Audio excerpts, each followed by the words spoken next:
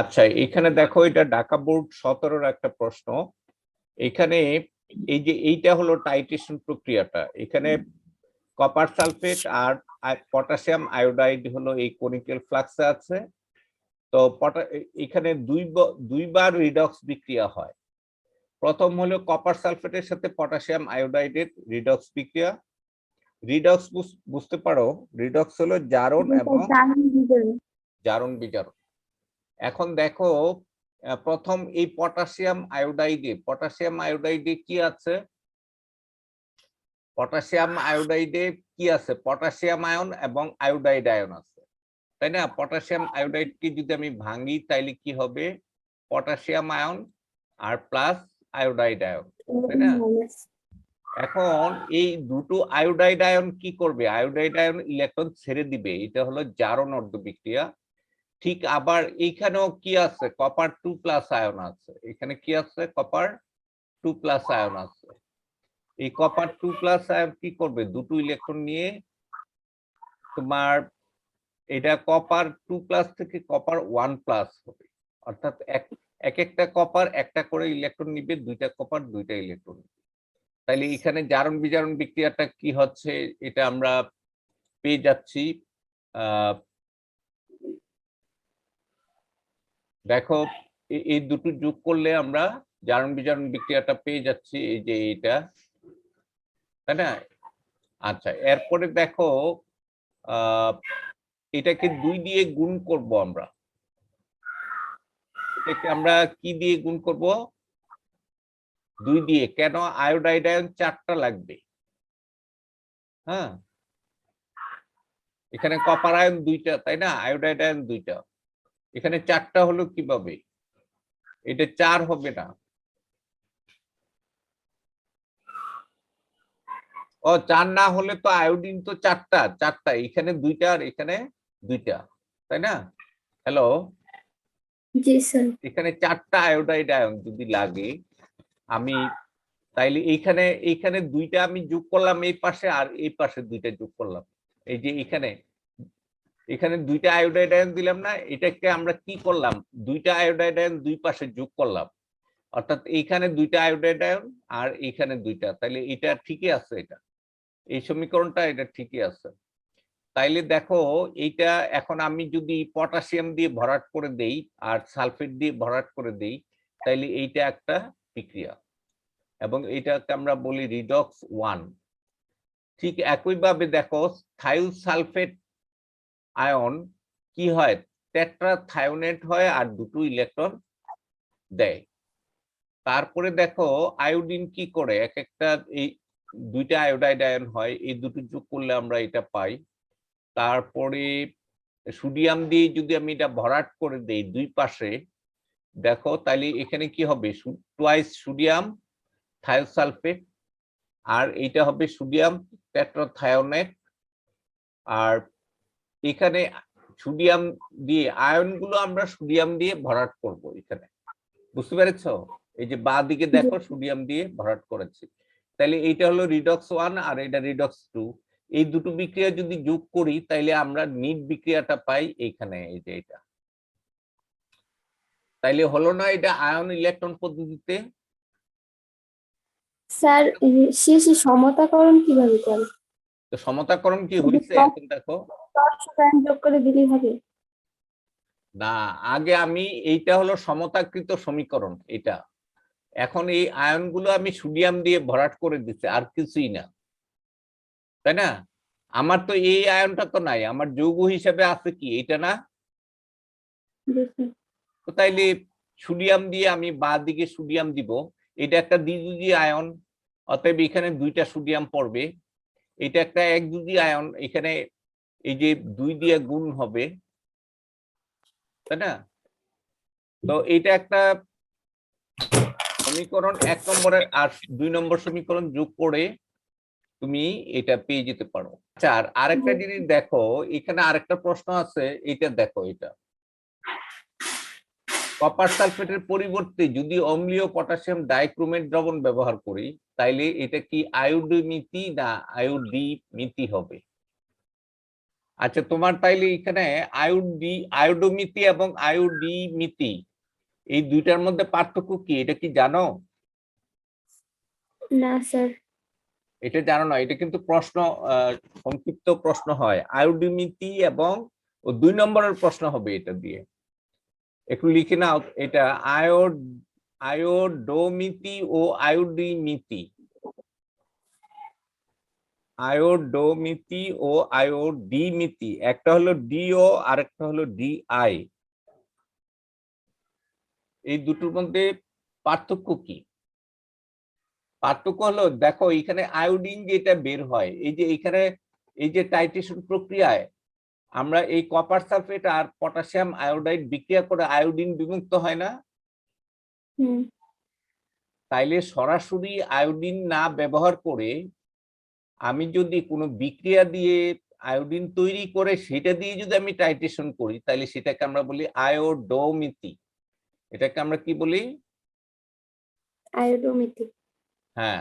আর যদি সরাসরি এখানে কোনো কিছু না দিয়ে আমি শুধু আয়োডিন ব্যবহার করতাম, ওই যে এই বিক্রিয়া, এই যে দেখো এইটা, এই শেষেরটা হলো, শেষের বিক্রিয়া আমি আয়োডিন ব্যবহার করছি না, এই যে এখানে দেখছো। জি স্যার। এখন এই আয়োডিনটা কি আগের বিক্রিয়া দিয়ে তৈরি করছি না, তাই না? এখন আমি যদি তৈরি না করে সরাসরি আয়োডিন ব্যবহার করতাম, তাহলে সেটা হতো আয়োডিমিতি, আয়োডি। বুঝতে পেরেছ? আর বিক্রিয়া দিয়ে আমি আয়োডিন তৈরি করে যদি টাইট্রেশন করি, তাহলে সেটা হয় আয়োডোমিতি। তাইলে এই পুরো স্যার, প্রক্রিয়াটা কি? এই পুরো প্রক্রিয়াটা কি আয়োডিমিতি না এখানে কি আয়োডিন ব্যবহার করছি আমরা এই টাইট্রেশনে? সরাসরি আয়োডিন ব্যবহার করি না, আমরা কি করছি? পটাশিয়াম আয়োডাইড নিচ্ছে আয়োডিনের উৎস হিসাবে, তাই না? তাইলে যে টাইট্রেশন প্রক্রিয়ায় তোমার সরাসরি আয়োডিন না ব্যবহার করে আমরা যদি তোমার আয়োডিনের উৎস একটা ব্যবহার করি, তাইলে সেটাকে আমরা বলি আয়োডোমিতি। এই যে দেখো এখানে এই প্রশ্নটা বলছে যে এই কপার সালফেটের পরিবর্তে যদি পটাশিয়াম ডাইক্রোমেট আমরা দ্রবণ ব্যবহার করি, তাহলে সেটা কি আয়োডোমিতি না আয়োডিমিতি হবে? দেখো এই দুইটার মধ্যে একটা হলো ডো আর একটা হলো ডি। বুঝতে পেরেছ? আয়োডিন লিখতে ডিআই লাগে না, জি স্যার। আর আয়োডাইড লিখতে আয়োডো।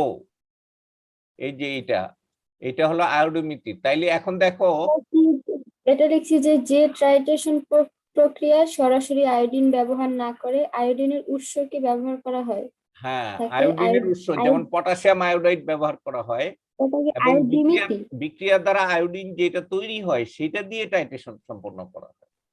বুঝতে পেরেছো? সেটাকে আমরা বলি আয়োডোমিতি। এই যে দেখো ইংরেজি সংজ্ঞাটা এখানে লেখা আছে, একটু দেখো, আয়োডিমিতি, আয়োডোমিতি। এখানে এই সংজ্ঞাটা একটু পড়ো তো, এটা আয়োডিমিতি। হ্যাঁ বলো। আয়োডিন কি, আয়োডিন কি জারক না বিজারক? জারক। আয়োডিন হলো, আয়োডিন জারক না? আয়োডিন ইলেকট্রন ছেড়ে দিয়ে আয়োডাইড হয় না?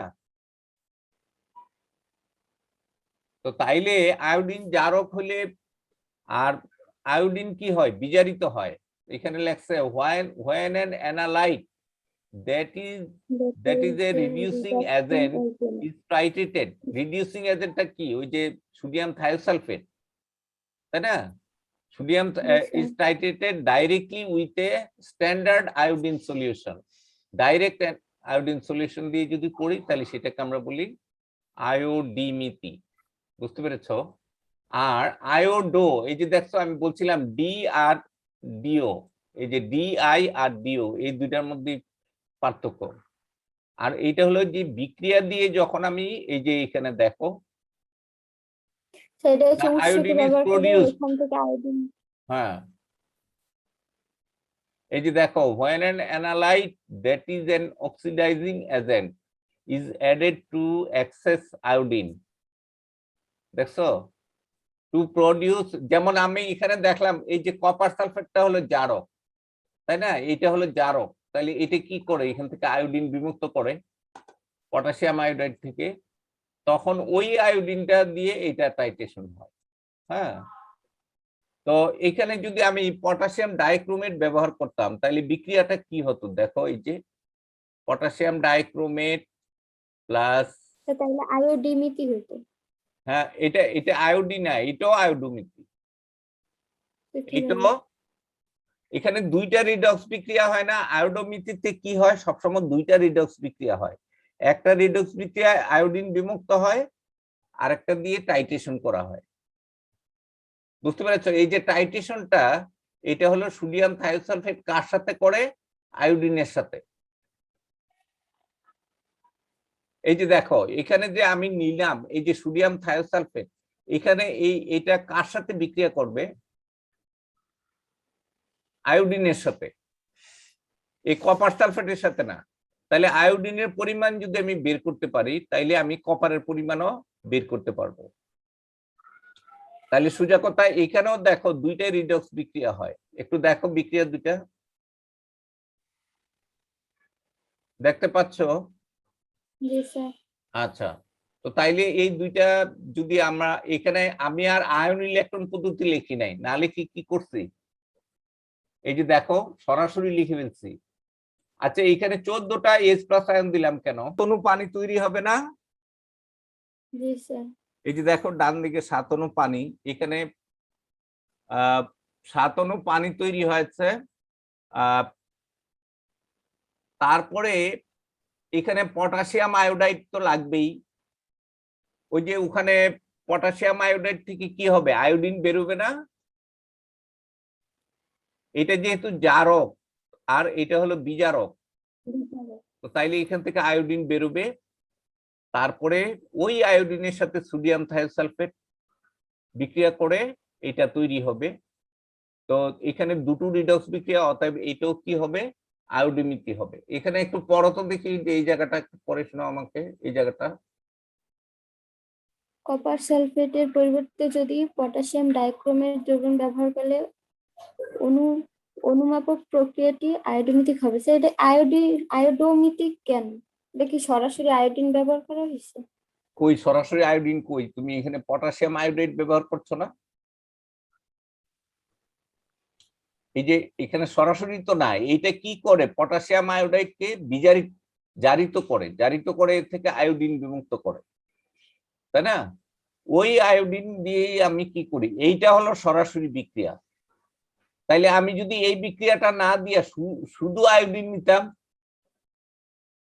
তাহলে সেটা হতো আয়োডিমিতি। বুঝতে পেরেছো? জি স্যার।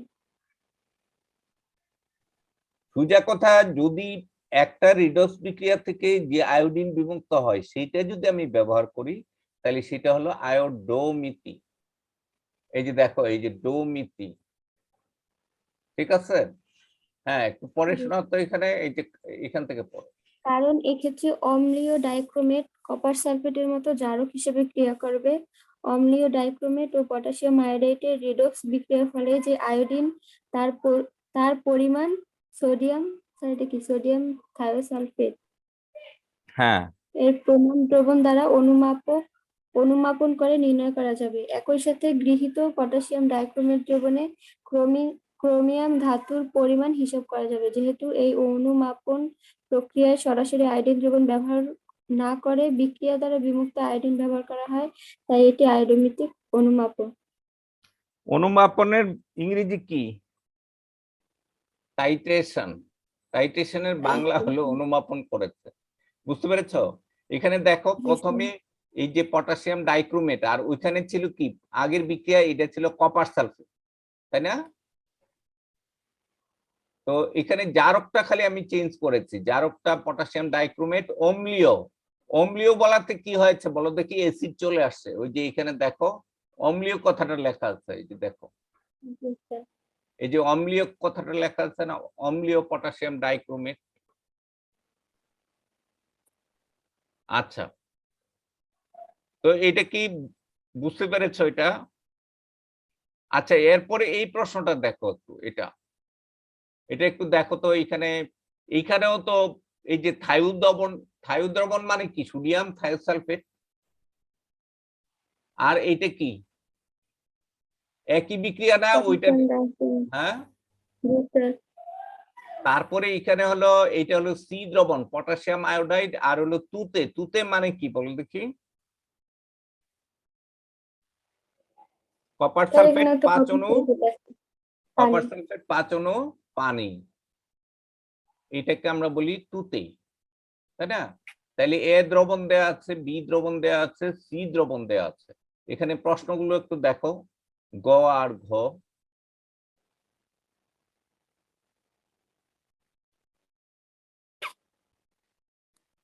আচ্ছা, এখানে প্রাইমারি স্ট্যান্ডার্ড পদার্থ কোনটা বলো দেখি? এই যে এখানে 3টা পদার্থ আছে, কোনটা প্রাইমারি স্ট্যান্ডার্ড পদার্থ?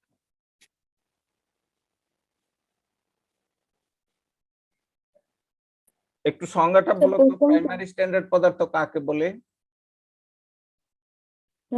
প্রাইমারি স্ট্যান্ডার্ড পদার্থ হচ্ছে যেসব পদার্থ পরিবেশের উপাদান দ্বারা প্রভাবিত হয় না, যার হয় না। দ্রবণের ঘনমাত্রা কি হয়, চেঞ্জ হয় না। যেমন এই পটাশিয়াম ডাইক্রোমেট হলো এখানে প্রাইমারি স্ট্যান্ডার্ড পদার্থ। এই সোডিয়াম থায়োসালফেট প্রাইমারি না, আবার এইটাও প্রাইমারি না, শুধুমাত্র এইটা হলো প্রাইমারি স্ট্যান্ডার্ড পদার্থ, তাই না? বি দ্রবণের টাইটেশনে এই যে দেখো এইটা হলো বি দ্রবণ, তাইলে এইখানে পটাশিয়াম আয়োডাইড ব্যবহার করছি না, ওই যে একটু আগে আমি দেখালাম। জি স্যার। তাইলে এখানে পটাশিয়াম আয়োডাইডের ভূমিকাটা কি বলো দেখি? এখানে পটাশিয়াম আয়োডিন আয়োডাইড হলো, এইটা হলো জারক, অতএব এটা হলো বিজারক। এই দুটো রিডক্স বিক্রিয়া করে কি করে, এখান থেকে আয়োডিন বিমুক্ত করে, তাই না? অর্থাৎ তাইলে এখানে পটাশিয়াম আয়োডাইড হলো আয়োডিনের উৎস, এবং এই বিমুক্ত আয়োডিন কি করে, টাইটেশনে অংশগ্রহণ করে, তাই না? তো আমরা অ্যাকচুয়ালি আমরা কার পরিমাণটা নির্ণয় করি, এইটার পরিমাণটা নির্ণয় করি, বুঝতে পেরেছো?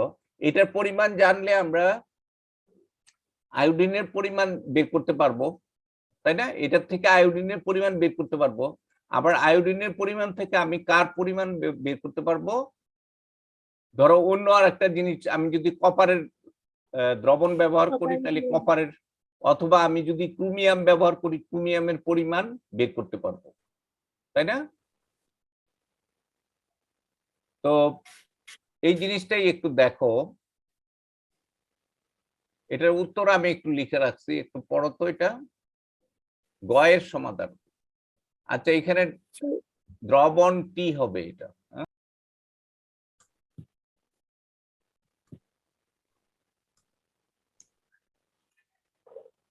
হ্যাঁ একটু পড়ো তো এটা এখান থেকে। উদ্দীপকের প্রাইমারি স্ট্যান্ডার্ড পদার্থ দ্রবণটি হলো এ দ্রবণ। এখানে ট্রাইটেশন প্রক্রিয়াটি হলো আয়োডোমিতিক প্রক্রিয়া। অম্লীয় পটাশিয়াম ডাইক্রোমেট এটা দ্রবণ বুঝতে পেরেছো, জারক এটা হিসেবে আয়োডোমিতিক কেন বলো দেখি? এখানে তো আয়োডিন আয়োডিন বিমুক্ত হবে একটা জারণ বিক্রিয়ায়। আয়োডিন হ্যাঁ, হ্যাঁ, অম্লীয় তারপর? পটাশিয়াম ডাইক্রোমেট দ্রবণ জারক হিসেবে এবং পটাশিয়াম আয়োডাইড বিজারক হিসেবে কাজ করে।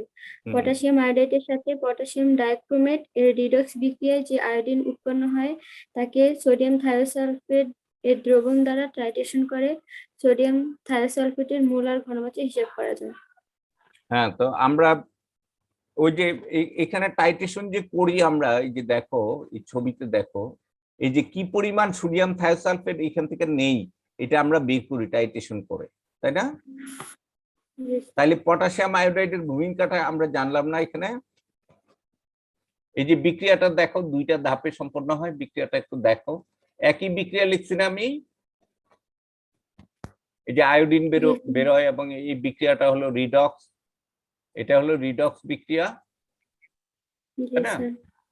আবার এই যে এই রিডক্স বিক্রিয়ার মাধ্যমে, প্রথম রিডক্স বিক্রিয়ার মাধ্যমে যে আয়োডিন বিমুক্ত হয় সেটা আবার টাইটেশনে অংশগ্রহণ করে, এটা হলো টাইটেশনের সময় যে রিডক্স বিক্রিয়া এটা। তাহলে এই দুটো বিক্রিয়া একসাথে যুক্ত করলে আমরা এইটা পাই। তাইলে এখান থেকে দেখো, আমি এইটার আয়তন যদি জানি, এটার মোল সংখ্যা জানি, তাহলে এইটা কি পরিমাণে তৈরি আছে ক্রোমিয়াম, এটা আমরা বের করতে পারবো না? জি স্যার। আচ্ছা, আমি যদি পটাশিয়াম, হ্যাঁ, এখন দেখো আমরা যদি এই পটাশিয়াম ডাইক্রোমেট ব্যবহার না করে কপার সালফেট ব্যবহার করতাম, তাইলে কপারের পরিমাণ বের করতে পারতাম না? হ্যাঁ, কপার পরিমাণ বের করা যায়। এই যে যেমন দেখো এখানে আমরা কিভাবে দেখো এখানে এই সমীকরণ থেকে আমরা দেখি যে 1 মোল potassium dichromate is equal two 2 mole sodium thiosulphate, তাহলে 1 ml 1 মোলার হবে 1 ml 2 মোলার সোডিয়াম 2 মোল। থায়োসালফেট, তাই না? 148 এর জন্য কতটুকু লাগবে? ওই যে এটা তো পাত্রের মধ্যে 148 দেয়া আছে, আর এটার মোলারিটিও দেয়া আছে। কি মোলার বলো দেখি? সেন্টিমোলার। সেন্টিমোলার মানে 100 ভাগের 1 ভাগ। বুঝতে পেরেছো? তো তাইলে Yes, এটাকে sir. আমি ক্যালকুলেট করে আমি 45 ml এটার ইয়াটা মোলারিটিটা আমরা বের করেছি পটাশিয়াম ডাইক্রোমেট দ্রবণের, না থায়ু দ্রবণের মোলারিটিটা আমরা বের করে ফেলতে পারছি, তাই না? এখন এখানে কত মোল, কত অণু আছে, আয়তন এবং মোলারিটি গুণ করে আমরা মোল সংখ্যাও বের করতে পারি, তাই না? জি স্যার। আচ্ছা, এরপরে দেখো এখানে 2 নম্বর প্রশ্ন, ঘ নম্বর প্রশ্নটা একটু দেখো। এটা প্রথমটা একটু বুঝতে পেরেছো? 3 নম্বর প্রশ্নটা বুঝতে পারো নাই? জি স্যার, বুঝছি। আচ্ছা, 4 নম্বরটা বলো। উদ্দীপকের সি দ্রবণ দ্বারা বি দ্রবণকে সম্পূর্ণরূপে হ্যাঁ, জারিত এখন করা দেখো সম্ভব। এই যে থায়ু দ্রবণ, থায়ু দ্রবণের আমি ঘনমাত্রা বের করে ফেললাম না ওই যে ওই বিক্রিয়া থেকে?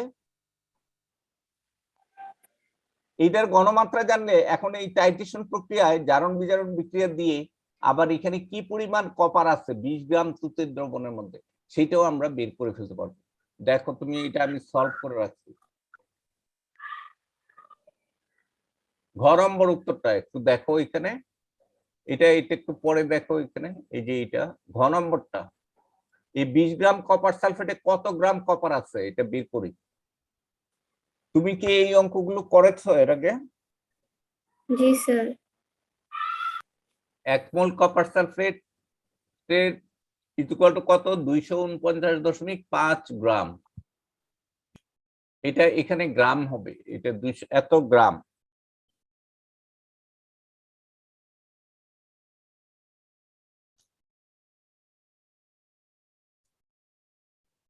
এই তাইলে 20 গ্রামের মধ্যে কপারের ভর কত হবে?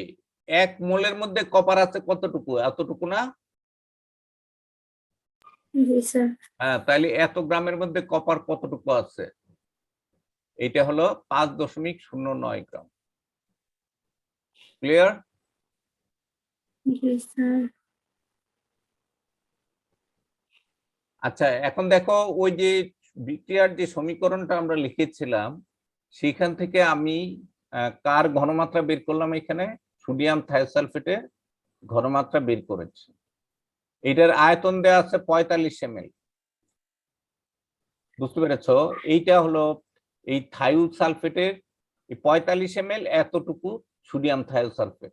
তাহলে সোডিয়াম থায়োসালফেটের ঘনমাত্রা আমরা পেয়ে গেলাম, তার আয়তন পেয়ে গেলাম, তাই না? আচ্ছা, এবার সি দ্রবণটা কি? কপার সালফেট না, আর পটাশিয়াম আয়োডাইড না? জি স্যার। তাহলে এখানে রিডক্স এক কি হবে? এই পটাশিয়াম আয়োডাইড কপার সালফেট বিক্রিয়া করলে এটা আমরা আগেই মুক্ত করে রাখছি, তাহলে পটাশিয়াম সালফেট আর এখান থেকে আয়োডিন বিমুক্ত হবে, তাই না? এখন এই টাইট্রেশনের সময় এই বিক্রিয়াটা হবে, এটা হলো রিডক্স টু। এই দুইটা বিক্রিয়া যোগ করলে আমরা পাবো এটা। ঠিক আছে? এখন দেখো এই সমীকরণ থেকে এখন আমরা আর আয়ন ইলেকট্রন পদ্ধতিতে লিখি নাই, সরাসরি লিখে ফেলছি। বুঝতে পেরেছ? জি স্যার। এখন এই বিক্রিয়া থেকে দেখো 1 মোল sodium thiosulphate is equal two, না 2 মোল sodium thiosulphate is equal two 2 mole copper sulphate না? এই যে এইটাই লিখে রাখছি। বুঝতে পেরেছ? জি স্যার। তাহলে 2 2 কেটে দিলে কি হবে? 1 মোল 1 মোল হয়ে যাবে। তাইলে 1 মোল যদি 1 লিটারে থাকে তাহলে 1 মোলার হবে না? হুম। 1 মোলার। আবার 1 মোল যদি 1 লিটারে থাকে 1 মোলার হবে। তাইলে উভয় পাশে 1000 থাকবে না 1000 ml 1000 ml, আবার 1000 দিয়ে ভাগ করলে 1 ml হয়ে যাবে না?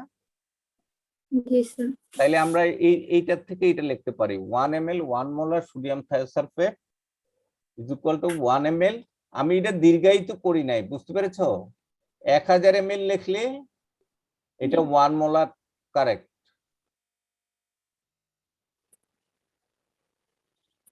তো এখন দেখো এই থায়ুর পরিমাণটা আমি দিয়ে দিলাম, এইটা আছে না 45 ml পয়েন্ট এত মোলার।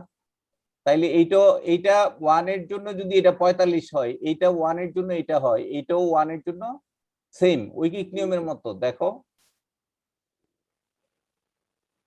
এই দুটো লাইন বুঝো কিনা দেখো।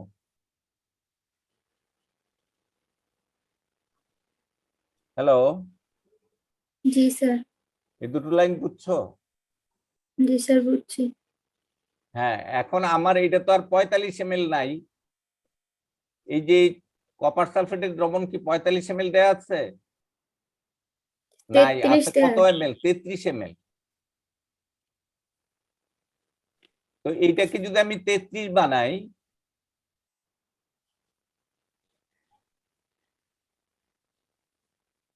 ওহো, এখানে একটু ভুল হয়েছে না? 45টা হবে এখানে, এখানে হবে 45 আর ভাগের জায়গায় হবে 33, তাই না?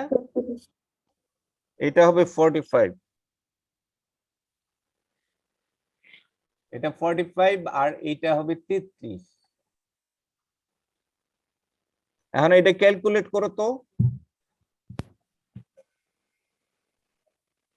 এটা 45 ঠিক আছে, এখানে হবে 33। 33 দিয়ে গুণ করছি, 33 দিয়ে ভাগ করছি, বুঝতে পেরেছো? আমি জি স্যার। এটা 45টা যদি এটার সাথে নিয়ে আসি, তাহলে নিয়ে আসলাম, তাহলে এখানে 1 হবে না? তাহলে 33 দিয়ে গুণ করলাম, আবার 33 দিয়ে ভাগ করলাম। দেখো এই দুইটা গুণফল, উপরের দুইটার গুণফল আর নিচের এই সবগুলো রাশির গুণফল একই হবে। এই নিয়মটা জানো তুমি? ওই যে তুমি তো S1 V1 এইসব দিয়ে করছো, এটা হলো সহজ নিয়ম। যেমন তো 45-এর জায়গায় আমি 33 লিখছি, তাহলে 45টা কোথায় যাবে? এই দুইটার গুণফল আর এই তিনটা রাশির গুণফল একই না? এই অতটুকু জি গুণফল স্যার। একই হবে না? 33 দিয়ে গুণ করলাম, 33 দিয়ে ভাগ করলাম, আর তাহলে 45 উপরে ইন্টু এটা তো রয়ে গেল না? তো তাইলে জি স্যার। এখন আমার এই 33 কেন বানাইলাম?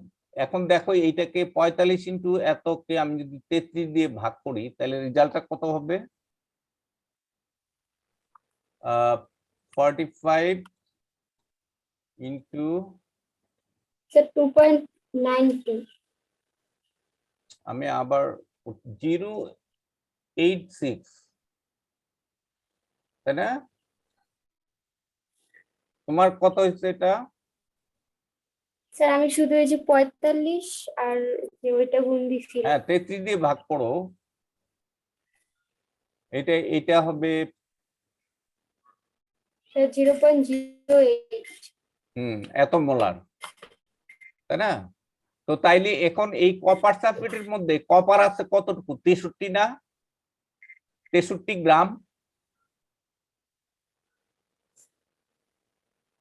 শোনো, কোনো একটা দ্রবের ভর বের করতে হলে কি করতে হয়? এইটা লিটারে নিতে হবে, এইটা লিটারে নিতে হবে। এই মোলারিটি আয়তন ইনটু কোনো একটা জিনিসের ভর। ডাব্লিউ ইজ ইকুয়াল টু কি বলো দেখি? ডাব্লিউ ইজ ইকুয়াল টু, আমরা এখানে জানি না যে এস ইজ ইকুয়াল টু কি জানি? S is equal to W by M, W by M V, এটা না সূত্রটা? Yes ji is sir. Equal to W by M V. তাহলে এখানে ডাব্লিউ ইজ ইকুয়াল টু কি হবে? S M V. তাহলে দেখো ডাব্লিউ ইজ ইকুয়াল টু কি হবে? স্যার 1000 আছে না? না, এক মিনিট, W is equal to S M V, S M V. আহা, ভিটা লিটারে, লিটারে না থেকে যদি 1000 দিয়ে ভাগ করলে 33 কে, এটা 0.0, এটা হবে না? ভাগ করার দরকার কি, তুমি এখানে গুণে 3 গড় বাঁ দিকে দশমিক বসাই দিবা, আর এইটা হবে, এই রাশিটা হবে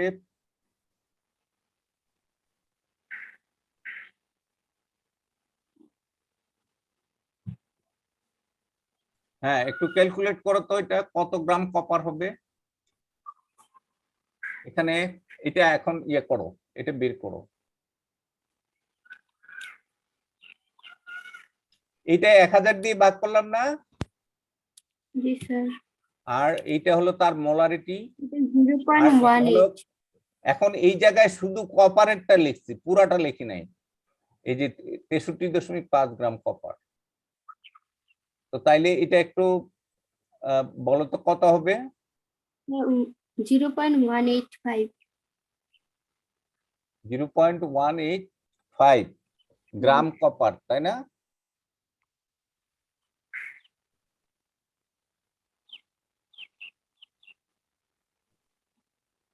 হ্যাঁ, এটা কত হবে? 185।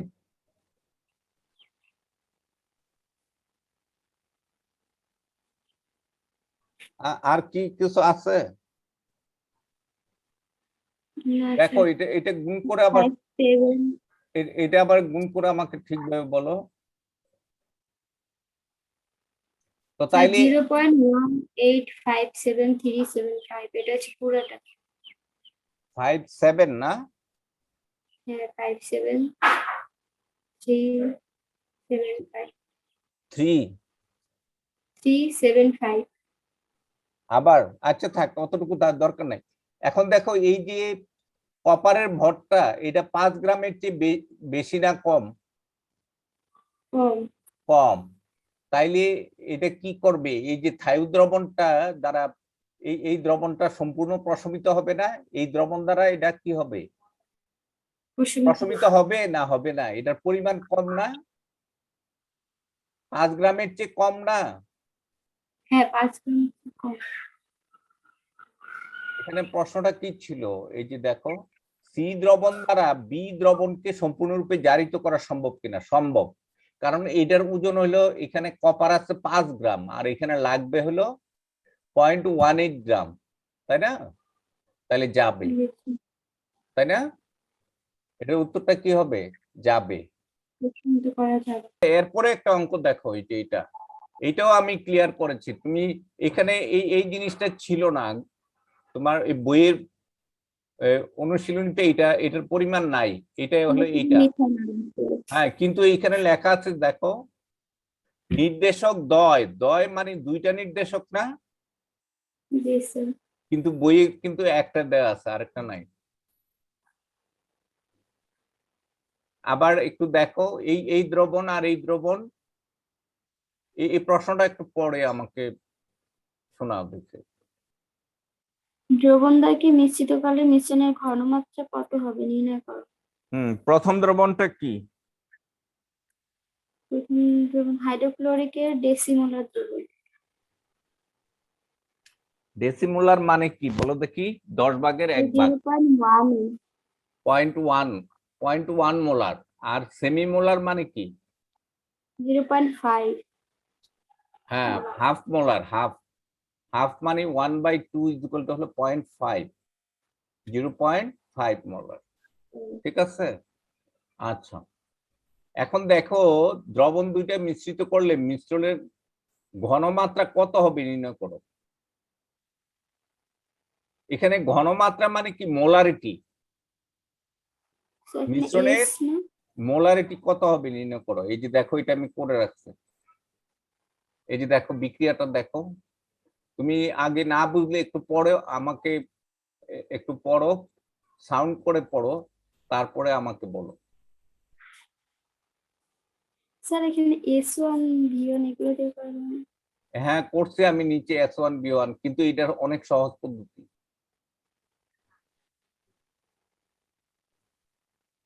দেখো, প্রশমন বিক্রিয়ার সমীকরণ অনুযায়ী 2 মোল HCl is equal two 1 mole 1 sodium carbon. তাইলে তাইলে 1 ml 2 মোলার, ওই 2 মোলের জন্য 2 মোলার দ্রবণ is equal two 1 ml 1 mole 1 of molar sodium carbonate। তো ঠিক আছে এখানে 1 ml 1 মোলার HCl দ্রবণ ইজ ইকুয়াল টু কি হবে এটা হাফ হয়ে যাবে না আমি এটার অর্ধেক করে ফেলছি না 2 মোলার কে তাহলে এটাও অর্ধেক হবে আমি যেটা চেঞ্জ করছি এটার অর্ধেক করছি অতএব এটাও অর্ধেক হবে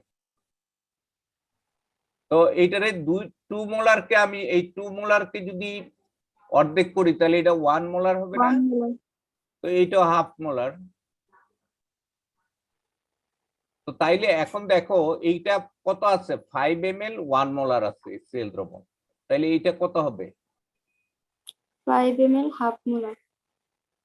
তো এটা তো সেমি মোলার দেয়া আছে কিন্তু আমার এইটা দেয়া আছে কয় মোল 10 ml দেয়া আছে না সেমি মোলার এটা তো দেয়া আছে 10 ml এই যে দেখো এই যে 10 ml ও হ্যাঁ 10 ml। তো লাগবে কয় ml 5 ml তাইলে NaOH থেকে যাবে না আরো 5 ml হ্যাঁ তাহলে 5 ml এই দুটো দ্রবণ একসাথে মিশালে আয়তন কত হবে 60 ml হয়ে যাবে না তো 60 ml এটার আয়তন যদি 60 করি তাহলে কি হবে সেটা আমরা বের করব আর ওই যে তোমার S1 V1 দিয়ে এইটা হলো S1 V1 দিকে এই 5 ml বের করছি দেখো এটা একটু বুঝো কিনা দেখো এই জায়গাটা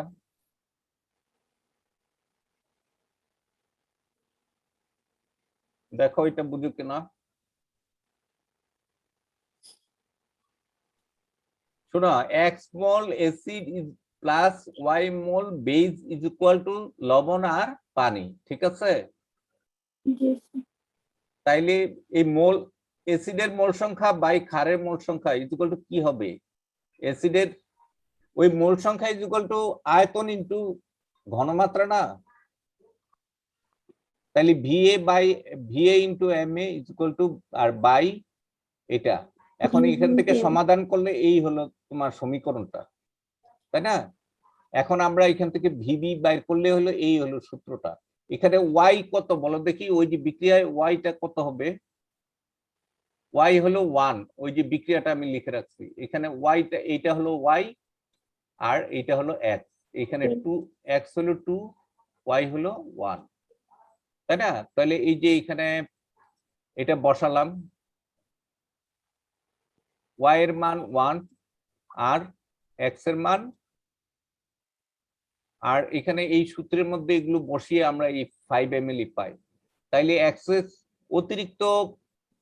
অতিরিক্ত ক্ষারক এই সোডিয়াম কার্বনেট কত হবে 10 ml থেকে 5 ml বাদ তাইলে এইটা হবে 5 ml half molar sodium carbonate দ্রবণ এই 5 ml কে যদি আমি 60 ml বানাই তাহলে এইটা কত হবে এটা পারবো না এই যে দেখো এটার আয়তন কত 60 কেমনে হলো HCl হলো 50 ml আর এটা হলো 10 ml মোট 60 ml না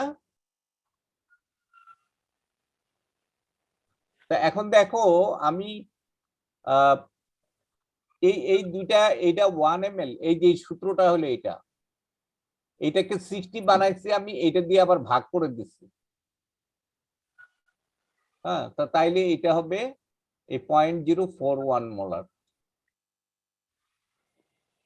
এটার উত্তরটা এটা কি বুঝতে পেরেছো এটা 50-10 কেমনে আনলাম দুইটা যোগ করে দিছি হ্যাঁ তাইলে এই দুইটা যোগ করলে আবার ওইটা দিয়ে ভাগ করব না আমি আর ওই যে 5 রাশিটা কোন দিকে নিয়ে গেলাম ডানে তাহলে 5/2 ইনটু মানে 60 দিয়ে ভাগ তাহলে এইটাই হবে মোলারিটি এবং এটার মান হলো এটা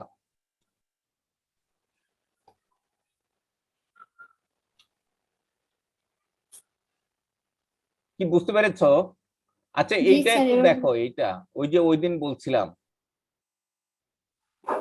এই প্রশ্নটা ঢাকা বোর্ডের 19 সালেও আসছে 18 সালেও আসছে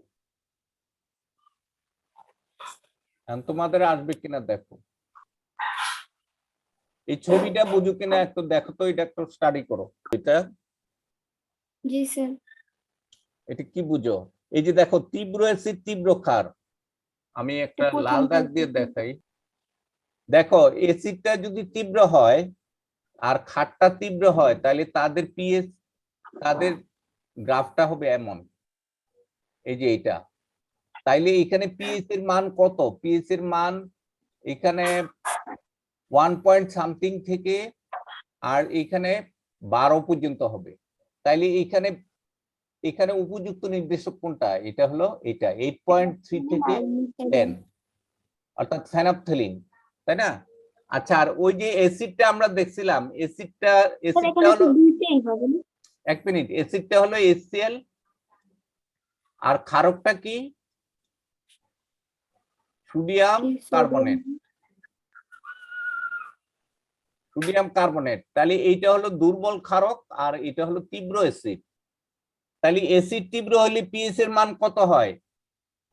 পিএইচ এর মান কমে যায়। 1.2। এখানে ওই যে দেখো এই যে, তাই না?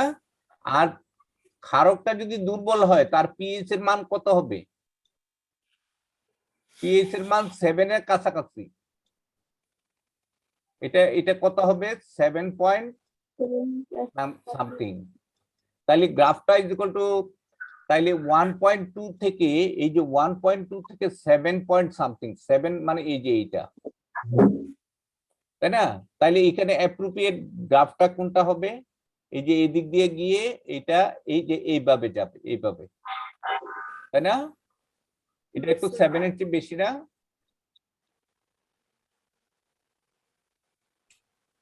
এই যে দুটো জিনিস আছে এখানে, আমি নিলাম সোডিয়াম কার্বনেট। স্যার মিথাইল অরেঞ্জে যদি সংকেত দেওয়া থাকে যে এটার বর্ণ এরকম, মিথাইল অরেঞ্জের সংকেত দেওয়ার দরকার নাই। আচ্ছা, আর এইখানে এইখানে হলো HCl, তাই না? তাহলে গ্রাফটা কেমন হবে বলো দেখি? তীব্র অ্যাসিড, তীব্র ক্ষার, তীব্র অ্যাসিড, মৃদু মৃদু ক্ষার, ক্ষার, তাই না? তো নিচেরটা যে আমি 7 আমি এর কাছে। শোনো, আমার তো এই ফ্লাক্সে আমি প্রথমে নিছি অ্যাসিড, অ্যাসিডটা হলো স্ট্রং, অ্যাসিডটা হলো স্ট্রং।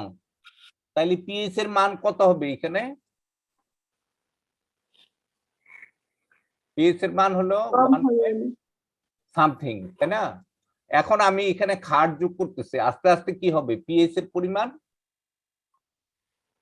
বাড়তে থাকবে, তাই বাড়তে না? থাকবে। বাড়তে বাড়তে এক পর্যায়ে যেই 7 ক্রস করবে তখনই কি হবে? রং পরিবর্তন হয়ে যাবে, তাই না? অর্থাৎ এইটা, এই পিএইচ কম বাড়তে বাড়তে বাড়তে বাড়তে 7 এর সামান্য বেশি, যেহেতু ক্ষারটা দুর্বল, এই গ্রাফটা এমন হয়ে যাবে।